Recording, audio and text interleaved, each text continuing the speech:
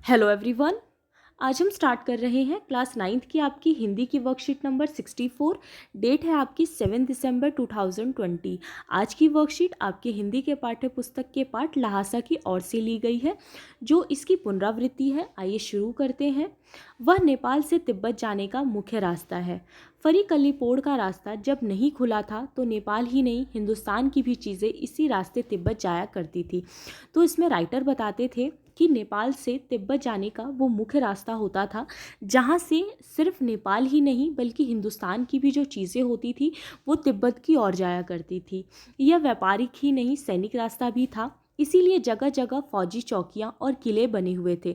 तो लेखक बताते हैं कि ये सिर्फ व्यापारिक रास्ता नहीं था, सिर्फ व्यापार के लिए रास्ता नहीं था, बल्कि सैनिकों का भी रास्ता था, क्योंकि जगह जगह पर फौजी चौकियाँ बनी हुई थी और किले भी बने हुए थे, जिनमें कभी चीनी पलटन रहा करती थी। आजकल बहुत से फौजी मकान गिर चुके हैं। दुर्ग के किसी भाग में जहाँ किसानों ने अपना बसेरा बना लिया है, वहाँ घर कुछ आबाद दिखाई पड़ते हैं। तो वहीं वो बताते हैं कि बहुत से जो घर हैं पुराने, वो टूटे पड़े हैं, जिसमें शायद चीनी पलटन रहा करती थी, और अब यहाँ पर दुर्ग के ही किसी भाग में किसानों ने अपना बसेरा बना लिया है। वहाँ घर कुछ आबाद से दिखाई देते हैं। ऐसा ही परित्यक्त एक चीनी किला था। हम वहाँ चाय पीने के लिए ठहरे। तिब्बत में यात्रियों के लिए बहुत सी तकलीफ़ें भी हैं और कुछ आराम की बातें भी। तो राइटर बताते हैं कि तिब्बत में यात्रियों के लिए बहुत सी अच्छी चीज़ें भी हैं और कुछ तकलीफ़ों वाली भी चीज़ें हैं। तो वो आराम की बातों में बताते हैं कि वहाँ जाति पाति छुआछूत का सवाल ही नहीं है और ना ही औरतें पर्दा ही करती हैं। तो वो बताते हैं कि तिब्बत में जाति पाति का कोई भेदभाव नहीं था, ठीक है, और वहाँ की जो औरतें थी वो किसी दूसरे से पर्दा भी नहीं करती थी। बहुत निम्न श्रेणी के भिखमंगों को लोग चोरी के डर से घर के भीतर नहीं आने देते, नहीं तो आप बिल्कुल घर के भीतर चले जा सकते हैं।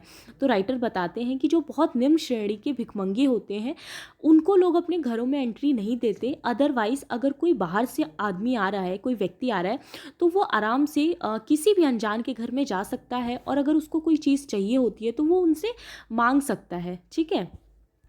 फिर आपके क्वेश्चन आंसर दिए गए हैं। फर्स्ट क्वेश्चन है आपका, लेखक कहाँ की यात्रा के लिए निकला? तो उत्तर होगा आपका कि लेखक लहासा, जो कि तिब्बत में है, वहाँ की यात्रा के लिए निकला था।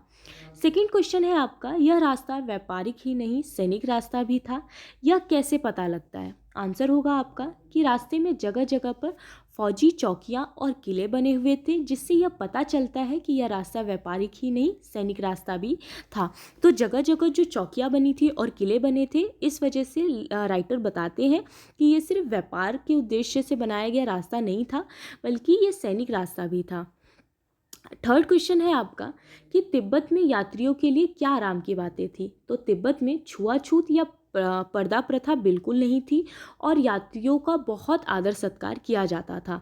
यह यात्रियों के लिए आराम की बातें थी। तो तिब्बत में एक तो छुआछूत की प्रथा नहीं थी, पर्दा प्रथा नहीं थी, तो इस वजह से वहाँ पे जो भी यात्री जाते थे उनको बहुत सुविधा हो जाती थी, उनका बहुत आदर सत्कार किया जाता था। ये सारी जो चीज़ें थी वो उनके लिए एक आराम की बातें थी।